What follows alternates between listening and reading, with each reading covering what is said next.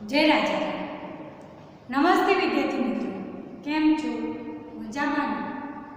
आज आपणे गुजराती में पाठ 7 एक छलांगे दरियो कूद। तो विद्यार्थी मित्रों, आपणे अगाउना विडियो में चित्रों परथी कविता गीत गायुं हतुं। हवे आगळ पाना नंबर पुस्तक में जोजो पाना नंबर 114 पाठ 7 पाना नंबर 114 त्या आगळ आपणे આવ્યા હતા। तो विद्यार्थी मित्रों जुओ, तमने एक चौरस खानु आपेલું છે। એ ખાનામાં તમારે માણસનું નામ, સ્થળ અને ક્રિયા લખવાની છે। જો વિદ્યાર્થી મિત્રો તમને એક ચોરસ ખાનું આપેલું છે, એ ખાનામાં માણસનું નામ, સ્થળ અને ક્રિયા લખવાની છે। તો વિદ્યાર્થી મિત્રો, ગીતમાં આવતા શબ્દોને નીચેના કોષ્ટકમાં લખો। તે જે આપણે ગીત ગાયું હતું એ ગીતમાંથી શોધીને માણસનું નામ લખવાનું છે। તો કયા કયા માણસના નામ હતા? તમે બધા કહેશો ને, આપણે ગીત ગાયું તો ગીતમાં કયા માણસના નામ હતા? તો ગીતમાં જુઓ કયા કયા માણસના નામ છે? સીતા, सीता ने रावण, सीता सीता ने रावण। तो एक नंबर में शुं लखवानुं? सीता।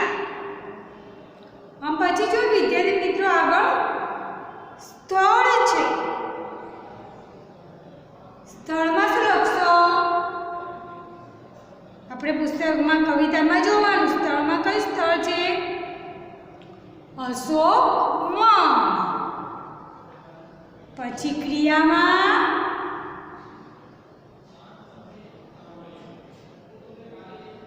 में शुं लखशो? रामना वियोगनी वेदना सहे छे। रामना वियोगनी वेदना सहे छे। हवे नीचे जो बीजा नंबर में शुं लखशो? सीता। माणसनुं नाम शुं लखशो? सीता। अने स्थळ अशोक वन। क्रिया रामने वहेला मोकलवानो संदेशो कहे छे। रामने वहेला मोकलवानो संदेशो कहे छे। पछी माणसनुं नाम त्रीजा नंबर में शुं लखशो? रावण। शुं लखशो? रावण। अने स्थळ लंका नगरी। क्रिया दगा करेली राक्षसोनी भूमि। दगा करेली राक्षसोनी भूमि ए क्रिया छे। हवे जो नीचे विद्यार्थी मित्रों कोष्टनी मददथी नीचेना प्रश्नोना जवाब आपो। प्रश्न 1, रामने संदेशो कोण आपशे? तो रामने संदेशो कोण आपशे? हनुमानजी। 2, सीता क्या छे? सीता क्या छे? अशोक वનમાં। क्या छे अशोक? सीता अशोक वનમાં। 3, सीता શું સહન કરી રહ્યા છે? सीता શું સહન કરી રહ્યા છે? તો सीता રામના વિયોગની વેદના સહન કર્યા છે। सीता રામના વિયોગની વેદના સહન કરી રહ્યા છે। 4, લંકાનો રાજા કોણ છે? તો કોણ છે લંકાનો રાજા? रावण। 5, रामना वियोग में कोण दुखी छे? रामना वियोग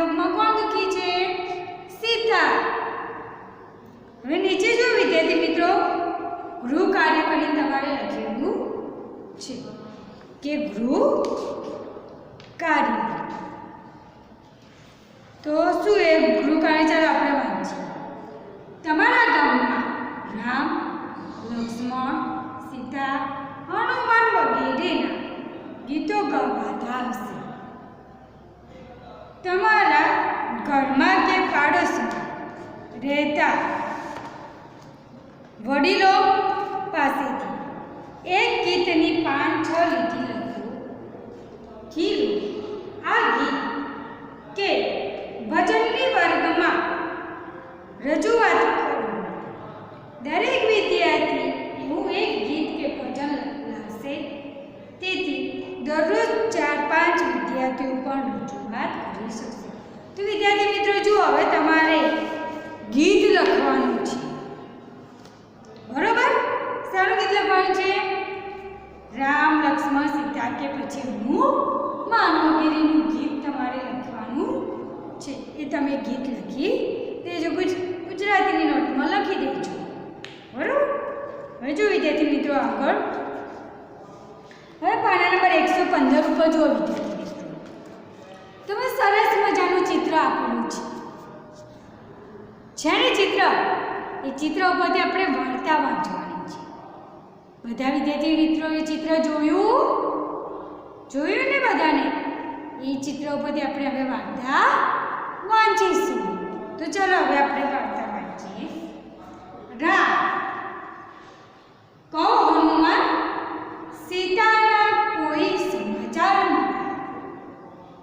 હનુમાન: હા પ્રભુ, માતા સીતા લંકાની અશોક વાટિકામાં છે. રામ: હા, સીતા જીવે છે. હનુમાન: આંખમાં આંસુ સાથે પ્રભુ આપનારાથી દૂર રહીને માતા કેવી રીતે મૂંઝાવવામાં હોય. રામ: હા એ સાચું, પણ કહે તે મારી વિનંતી સીતાને આપી હતી, મારો સંદેશો આપ્યો હતો. સીતાએ મારા માટે કોઈ સંદેશો કહેવડાવ્યો છે. હનુમાન: હા પ્રભુ, એ વિનંતીથી તો માતાએ મને ઓળખ્યો અને મારી સાથે વાત કરી. માતાએ કહ્યું છે કે પ્રભુને કહેજો કે ચિંતા ન કરો, પણ પ્રભુ સાચું કહું તો મને માતાની ખૂબ ચિંતા થાય છે. એક વાનર: હનુમાન, તમે છેક ત્યાં જઈને આવ્યા તો પછી માતા સીતાને લાવ્યા કેમ નહીં? હનુમાન: મેં માતાને કહ્યું કે હું તમને મારા ખભે બેસાડીને પ્રભુ પાસે લઈ જાઉં, પણ માતાએ ના પાડી. માતાએ કહ્યું કે હું સંદેશ વાહક છું. તે તારું કામ પૂર્ણ કર્યું તું. જા, હું તો મારા સ્વામી શ્રીરામની સાથે જ આવીશ. સુગ્રીવ: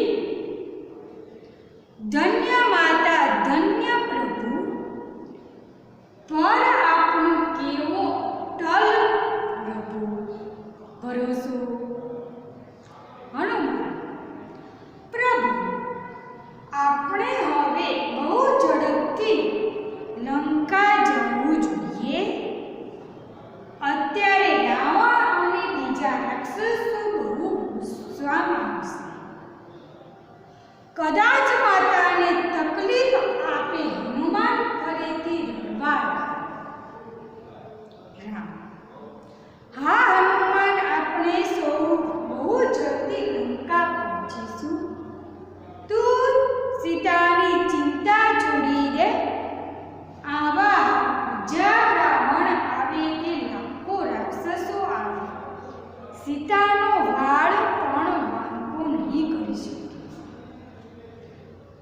તો વિદ્યાર્થી મિત્રો આપણે એ ચિત્ર ઉપરથી આપણે હનુમાન રાવણ સીતા નું આપણે વાર્તા વાંચી, સરસ મજાની વાર્તા. હવે આગળ જો વિદ્યાર્થી મિત્રો ને આગળ જોઈએ.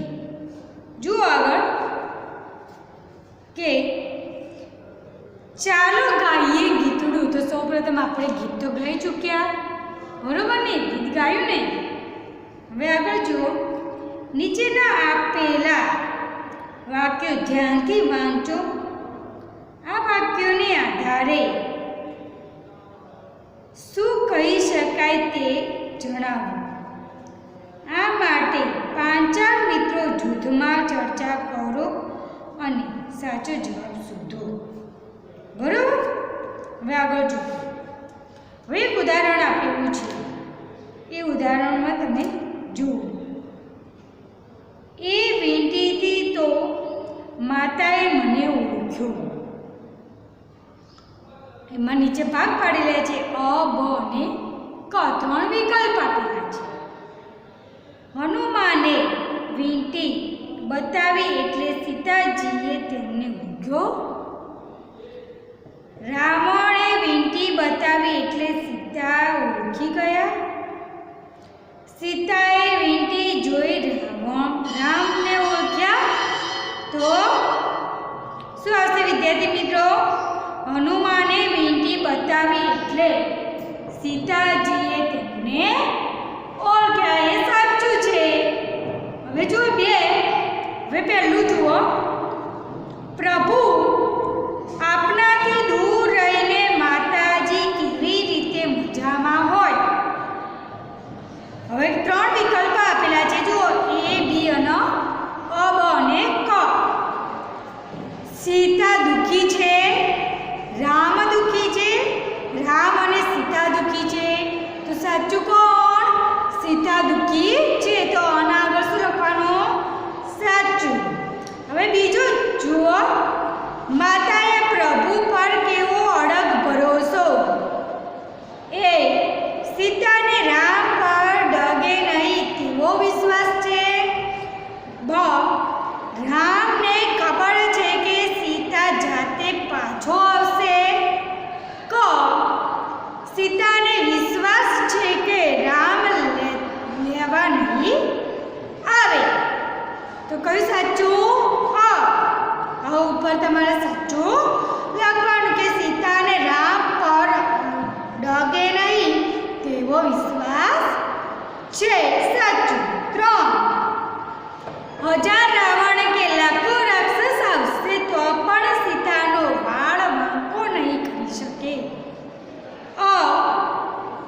સીતાના વાળ ખૂબ મજબૂત છે કે એને વાળી શકાય નહીં. બ સીતા પોતે એટલો શક્તિશાળી છે કે કોઈ એમને નુકસાન ન કરી શકે. ક રાવણ અને રાક્ષસો એટલા બધા ઢીલા છે કે એક વાળ પણ વાળી ન શકે. તો ત્રીજા કયું સાચું આવશે?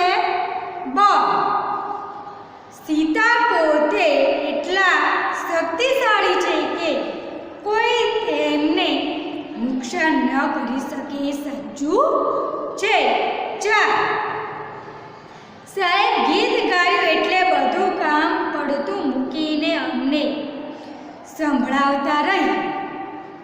અ સાહેબ બહુ સરસ ગાય છે એટલે સંભળાવવાની બહુ મજા આવે છે. બ સાહેબ એટલું ધીમું ગાય છે કે આપણને સાંભળવા માટે બીજા કાન બંધ કરવા પડે. ક બીજા કામ એટલા ખરાબ છે કે એના કરતાં તો સાહેબનું ગીત સાંભળવું સારું. તો ચોથામાં શું સાચું આવશે? અ કે સાહેબ બહુ સરસ ગાય છે એટલે સાંભળવાની બહુ મજા પડે છે. 5 જુઓ, રાહન દોડે રોહન દોડે તો સસલાને પણ પાછળ પાડી દે. રોહન સસલા જેટલી ઝડપથી દોડે છે. બ સસલું ધીમે ધીમે દોડે છે. ક રોવર સસલા કરતાં પણ વધુ ઝડપથી દોડી શકે છે. તો કઈ સાચું? ક રોવર સસલા કરતાં પણ વધુ ઝડપથી દોડી શકે છે.